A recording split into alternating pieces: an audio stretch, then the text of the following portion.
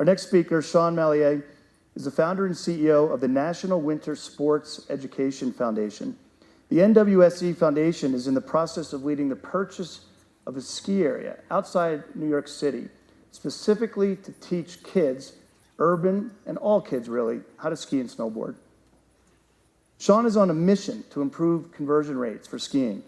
He has a great perspective to share with you today. He and I debated some of his numbers that he's going to present. Let's see what you guys think. Please welcome Schone Malliet to the MTS Talks. It might seem crazy what I'm about to say. Some changes here, you can take a break. Happy as you're going to get right now. My friends would describe me as an intellectual nerd with an edge, which means that my whole presentation's been shot by Google and glasses and all that stuff, so I just want to know where mine are. Now, if I can get this to work. So, increasing participation in winter sports. I'm not an expert, but I would say that all of you would agree that it's either declining, flat, or somebody said at a rate of 2.5%. So really, what are we going to do so that you guys don't fight over the same market share, right? You guys can respond, right? Okay, good. So what makes the industry happy? New participants, how do we retain them, and can we do it cost effectively? And I would argue the fact that we haven't done any of those things very well. Some numbers. SIA says the retention rate of a first-time skier in 2012 was about 15%. They also will say to you that if they start at 25 years old, their average spend is about $1,000 a year. So if I do some basic math, take that 100 skiers times 15%, right, times $1,000 a year, that's $300,000 of industry lifetime value. I don't know, but that's not a lot of money given what you spend on marketing today. I know we care. I know that we can, if we get them, we can expand them, but I would argue that the customers that we have, we don't know how to identify them. We surely might not know how to understand them. And if we don't understand them, there is no way in the world that we can retain them. It's my own little calculus computation, and I hated math. But I'm going to ask you guys to write down a number between 50 and 75%, 50 and 100, right? Write it down. And the second thing I want you to do is write down the question, who's responsible for increasing participation in winter sports? And I don't want the answer everybody. And I don't want the answer I don't know. FTS, first-time skier times retention rate, times the lifetime value gives you the industry value for conversion rate. And I would argue there's not a single resort in here who cares about that because, quite frankly, that number never comes to all of us. So let's look at this metric. Let's use 100, because that's an easy number for me to get to. Retention rate of 15, an average value, that 2.07 is $2,000 a year, and their average lifetime value is $72,000. You take that average lifetime value and multiply it times the 35 years that SIA says is at their lifetime participation. So those 100 converted by 15% have an industry value of about $1 million. Now don't pay attention to the numbers because there's a better story to this, or maybe not. This is the scary one. This is a first-time skier who you pick up at 25 years old. You're going to keep 15 of them. Their average spend is going to be $1,000. Their lifetime spend for the time that they'll enjoy the sport will be about $19,000.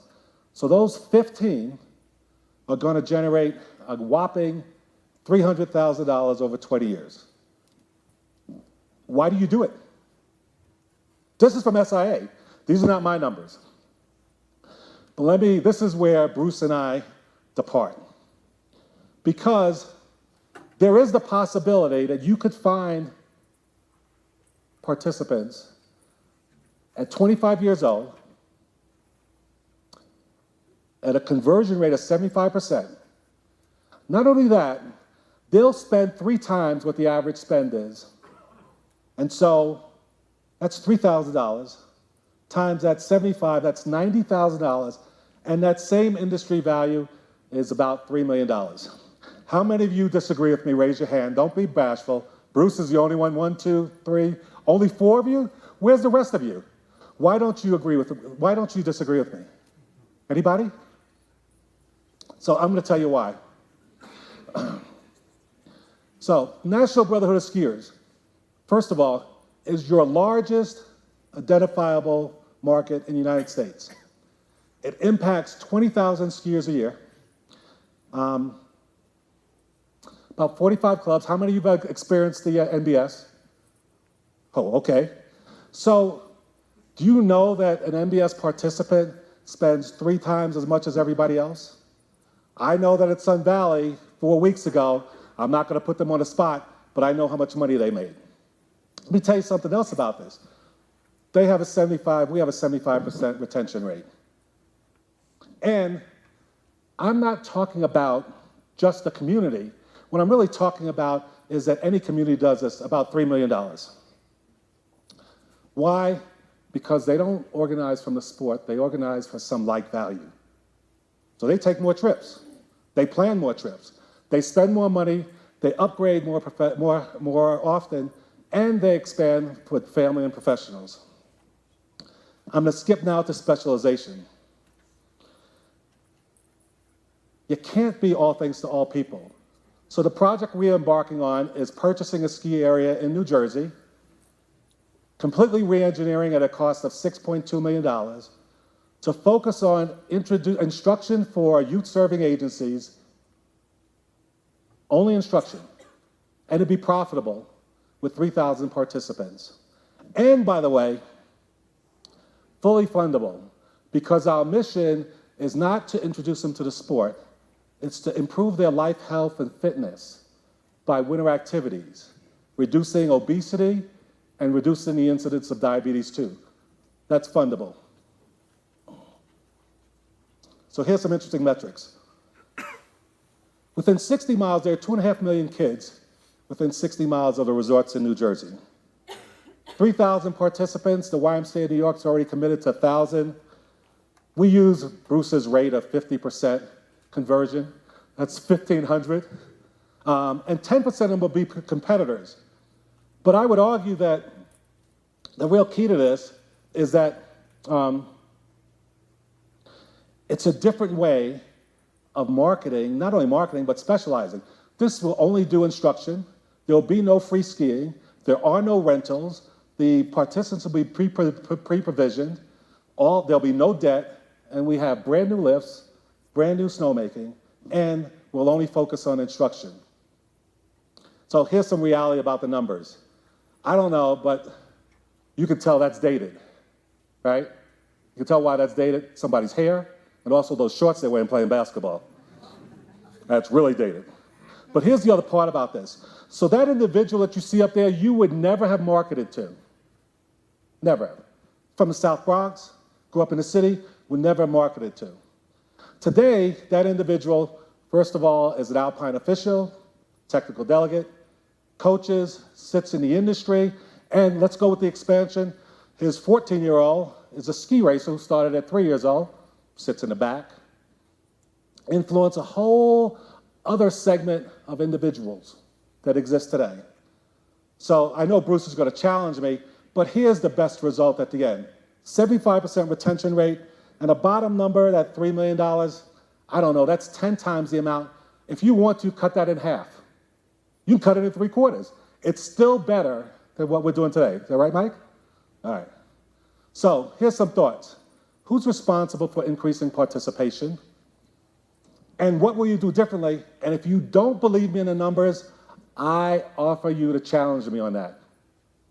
Because I know there are resorts out here who'll sit there and say they know what the spends are and they know how often these guys come back. So, can I make you happy? Can I? Come on, okay? Everybody stand up. It might seem crazy what I'm about to say. Come on. Come on. Sunshine is here, you can take a break. Hot air balloon that I could go to space. Wrong one. With the air like I don't care, There you go. baby, by the way. So we're over, okay. Yeah.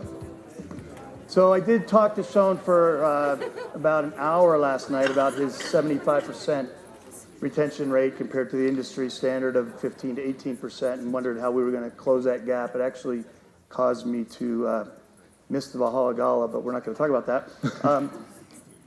So just real quick, we can understand it when you have an area that is focused on teaching, because teaching is the critical link to get conversion going. But where are we going to really get this difference? You talk about community, and sure, MBS is a community and means a lot of things to a lot of people who are into skiing and being part of that community.